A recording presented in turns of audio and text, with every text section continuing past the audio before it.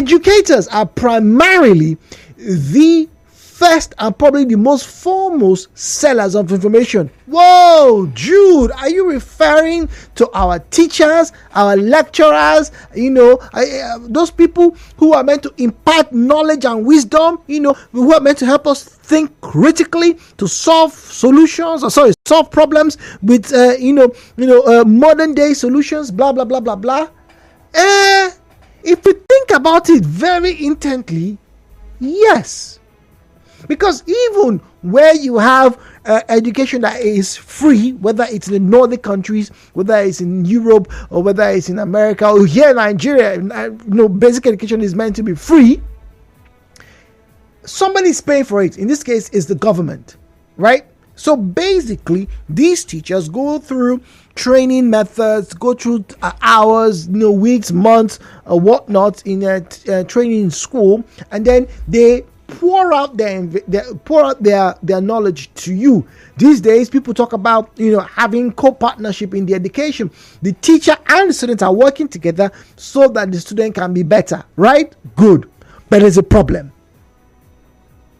For those of us who went to school in the late 90s, early 2000s, were university in the middle of 2000, talking about 2011, 2012, a lot of people, have come through, like all those things that they taught us, dy, dx, cost of inflation, this and that. Have those things really helped people? Those informations that we memorized, were they helpful to you as an individual, particularly as an adult? Now, we are here again. And this is my big question. Do you think modern teachers give useful information to their students? I'll repeat again. Do you think modern teachers are passing on useful information to the students? And I'm not talking about information that will make them, get jobs. I'm talking about information that can help them, save lives. Information that can help them improve themselves. We're not just talking about teaching them how to memorize the Mr. Niger D, or the states and capital of Nigeria, or the countries and capital of the world. Yes, those are great memory testing skill tools and whatnot. But are these teachers today giving our sons and our daughters adequate information to tackle tomorrow's problems? The views and opinions shared on this program do not represent the position of Nigeriainfo FM. Nigeriainfo, let's talk.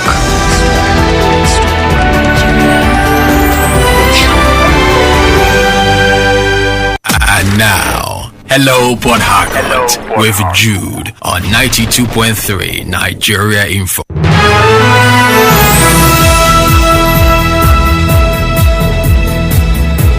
017-923-0003, 0817923-0007. At Nigeriainfo PH is where you find us on Facebook and on X at Nigeriainfo PH, at Nigeriainfo PH. As always, when you call in, turn down the volume of your radio set. Refrain from making derogatory or defamatory comments. Didn't see or hear it, please do not make mention of it. And very importantly, please keep your conversations civil. Our WhatsApp and Telegram number is 0809-030-6416. 92.3, hello Port Harcourt. Good morning to you. Yeah, Mr. Zion, good morning to you. Welcome, please. They don't. Ooh, straight to the cake. Teachers are just so pathetic. They are even the problem we have in the present day society. They have nothing to offer. Nothing? That's a generous statement, Mrs. Look Zion. at their mode of operation, the way they were even engaged. See, teaching is a calling. It's an anointing. You are not anointed to be a teacher. You cannot teach. Teaching is one of the fivefold ministry given by God. Sir, growing up then, these things you people do as your PSA, public service announcements, these were the addition teachers offer. These were the extra knowledge the impact on you. In fact, teachers are even more reverent. There are certain things you'll be doing at home. The only thing your mother can use is I follow your behavior. I will report you to your teacher. Teachers were this cutting edge between we and the society. Teachers were these ones we look up onto. They don't just teach you, they love you. Some of them, they will call us sew our uniform in their tongue. Some of them will go out instead of even telling us our family history. Do you know your father? Do you know your family? This is how you people are. Teachers, they do these things. But today, look at the kind of teachers we have. They are there because they're looking for a job, no money. They can just go teach. Man, go manage. That is why some of them even get so frustrated in the classroom using canes, using all manner of objects, even sleeping with their students. I'm telling you, people they need to protect are sleeping with them, impregnating them. Some even writing love letter, a teacher, teacher, writing love letter to the SS3 boy. Just imagine. So look at that. I say to him, I say they want nothing. If the teachers are offering something to do, what is 60 years old girl doing for with a boyfriend? How much more traveling to Ghana? 16 years old. The teachers are doing nothing. Nothing. Because as a teacher, the future of the child is in your hands. The destiny of the student are in your hands. Is that which you write in a memory that you carry to grow? They call it tabula rasa. So the things the teachers are putting there, you see a teacher shouting on classroom. What do you expect the students to do? Ooh, wait, Zion. That's a very, very, very strong mate. Talking about teachers using technology to be chatting and whatnot. Now, for our students, then what exactly should you be telling the teachers? What should they be doing? Very quickly. Yes. If we can know the kind of teacher that we want to deploy to our people. So the only thing I can advise, go back to TTC or go back and take your old headmaster. Let us employ those headmasters. Are they not too old? They don't know what ChatGPT is. They don't know what Instagram is. ChatGPT, that is the problem. Those old men will impact, we give a lesson of impactation. So if the Ministry of Education can go a little step further, bring those old teachers, old masters who are already retired, some are even so weak, let them just come and give like a refresher course. Let them come and impact on us, lay hands on us. I send you to be a good teacher, Mr. Zion. Be a good teacher, Mr. Jude.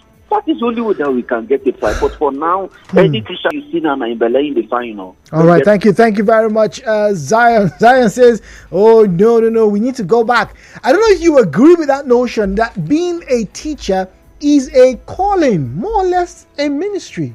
Ouch, that's heavy. It's a profession, isn't it? Hello Pasaka returns after this break. Stay tuned.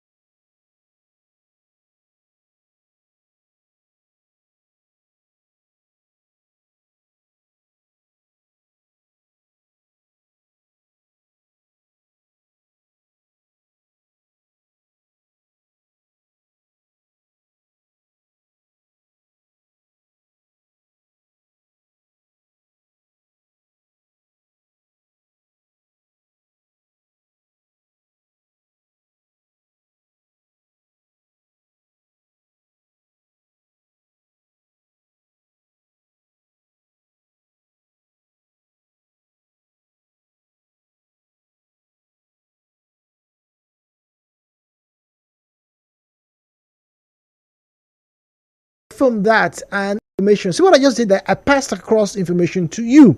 We're talking about the information being sold, in a sense, to our children, whether they are in primary school, secondary school, university, or even those who are adults who already have children. People like you, me, who have children, who are going to school, are our teachers selling us the useful information that will help in solving problems of tomorrow here in Nigeria. That's my question to you. The views and opinions shared on this program do not represent the position of Nigeriainfo FM.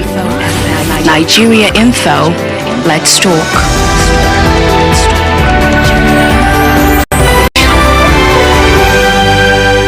And now, hello Port Harcourt with Jude on 92.3 Nigeria Info.